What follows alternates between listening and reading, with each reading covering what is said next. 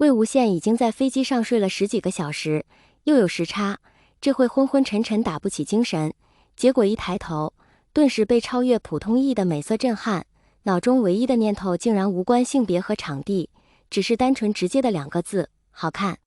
但第二个念头就难免掺进了个人感情色彩，他想，这人是谁？好 gay。 这实在不能怪魏无羡一见面就人身攻击。他魏无羡是夷陵叱咤风云的小天才，15岁跳升大一，18岁保研，一路舒畅，没遇到过任何学术瓶颈。若只是专业厉害就算了，魏无羡或许不会对这个高颜值的阶级人产生什么敌意。可偏偏他自己长得也很好看，虽然比身边的同级生小了好几岁，但是他长个子早，没有身高差，水灵灵一枚小鲜肉，单凭颜值就圈了一大批姐姐粉，简直人见人爱，到处都能受优待。所以在看到一个身高长相气质隐隐压自己一头的强力竞争对手，魏无羡心中的警铃就响了起来。所谓一山不容二虎，头狼见面龇牙呼呼，魏无羡若不想承认这个对手，最好的办法就只能是在心里打压对手了。长相实在挑不出毛病，魏无羡潜意识中不想承认自己输了，可也无法昧着良心腹诽蓝忘机不好看，举止更是完美无瑕。蓝忘机的站姿比他当年站的军姿都笔挺，光看小臂的线条也能看出来肌肉比他有料，所以潜意识就替他挑了一个勉强能降低威胁度的，看似是人身攻击的形容词。事实上，同样的语境下，说一个男生今天穿的好 gay， 未必是说他的打扮不好看，但说这个男生穿着很直男，却必定不是一种夸奖。不管怎么说，这次见面对魏无羡来说印象十分深刻。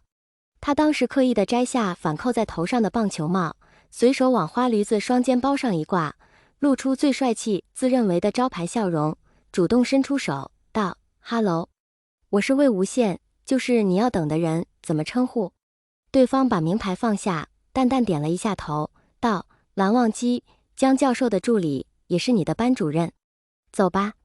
魏无羡脸上的笑容顿时僵住了。蓝忘机，对方步速很快，他一愣神的功夫已经走出去了好几步。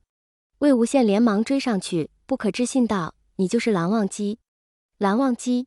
魏无羡，就是那个比我跳级还猛，18岁就读了博的蓝忘机，去年从姑苏考过的那个蓝氏双璧之一。蓝忘机，我的确是姑苏人。魏无羡目瞪口呆，他是全夷陵别人家的孩子，家长们教小孩总说学人家魏无羡，能有他一半优秀我就放心了。可蓝忘机是全国的别人家的孩子，提起这个人，家长们说的是看看人家蓝忘机，争取努力去给他打下手。魏无羡心态不至于崩，但难免有点微妙。他还来不及收拾拼碎了一地的自尊心，或者其他什么微妙的情绪，蓝忘机已经拎着他的箱子走远了。等等等等，喂，你走慢一点啦，等等我。蓝忘机。梦境很快跳过了第一次见面，又切换到了另一个场景。梦里的蓝忘机和真实版同样彬彬有礼，仪表不凡，但又比真实版多了点烟火气。会主动找话题，有问必答，还什么话都会给个回应。最要命的是，偶尔走在魏无羡前头，偶尔回头顾盼，隐约是带了几分笑意的。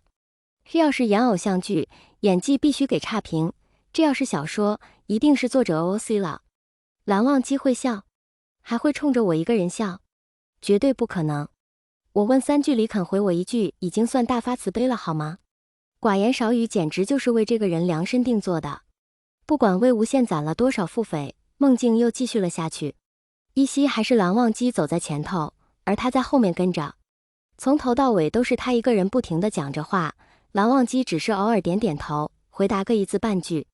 走了一会，魏无羡又觉得自己似乎骑了什么坐骑，没有遮蔽敞着棚，高度比骑马低，比骑自行车又高些。不知名的4足动物踏在路上，蹄子吧嗒吧嗒的响。再定睛一看，坐骑竟然和他心爱的花驴子背包有点像。他到底在和蓝忘机说什么？啰啰嗦嗦，零零碎碎，从早到晚的鸡毛蒜皮，什么都要拉出来掰扯掰扯。到最后，只勉强记住了那么一句：蓝湛，你把绳子牵一牵呗。蓝忘机道：为何？魏无羡道：赏个脸，牵一牵呗。他以为蓝忘机该像平时一样置之不理，谁知那人竟真的一言牵起了缰绳，这可把他高兴坏了，在花驴子背上笑个不停。蓝湛是谁？他不是叫蓝忘机吗？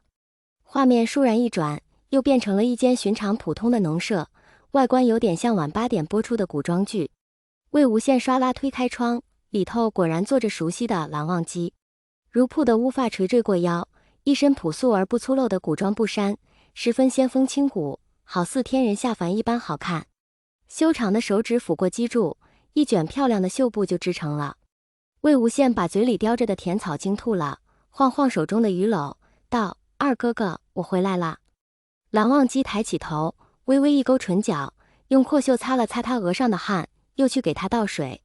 织布的蓝忘机，哈哈哈哈哈哈哈哈！魏无羡在梦里笑到捶墙，咚咚咚，捶了3下，一次不多，一次不少，跟敲宿舍门的声音还有点像。他一听越发乐不可支，翻了个身，扑通摔下了床。魏无羡，还好地板十分干净。魏无羡揉着被磕到的额头站起来，才发现原来的确有人在敲他宿舍的门。打开门，不出所料，外面站着的果然是蓝忘机。魏无羡叹气道：“怎么又是你啊，蓝大学长，百忙之中大驾光临，有何贵干呢？”蓝忘机：“为什么翘课？”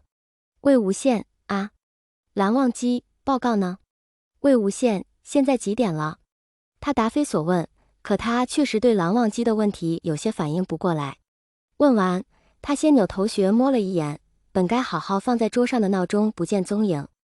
而蓝忘机回答道：“11点半。”魏无羡一惊，反问：“11点半？”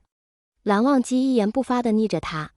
魏无羡一个机灵，摸出手机，屏保上的电子钟显示11点31分。他吓了一跳，惊叫道：“11点半？不可能！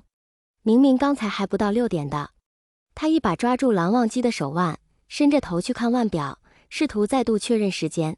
表盘上时针指向11与12的中间，分针在6刚过1点点的地方。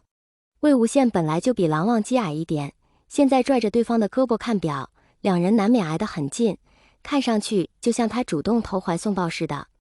但魏无羡现在根本注意不到这个，一确认了时间，立刻抱着头发出了哀嚎：“啊呀呀呀，什么呀？为什么会睡过头啊？都是这本破报告害的，我写到凌晨4点，果然密会就睡过头了，啊呀呀呀！我的全勤记录，我的奖学金！”蓝忘机面无表情，趁他不备立刻撤回手，并同时又向后退了半步。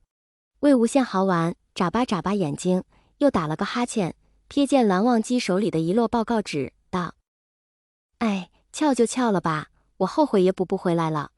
既然来抓我的人是你，那这节课姜老师没来，是你代讲课。这是上完课直接过来的，对吗？”蓝忘机，魏无羡一把又握住了蓝忘机的手，热情地道：“亲哥哥，亲人，人民的好朋友。”蓝忘机，他试着往外抽了2次，无果，反而被魏无羡攥得更紧了。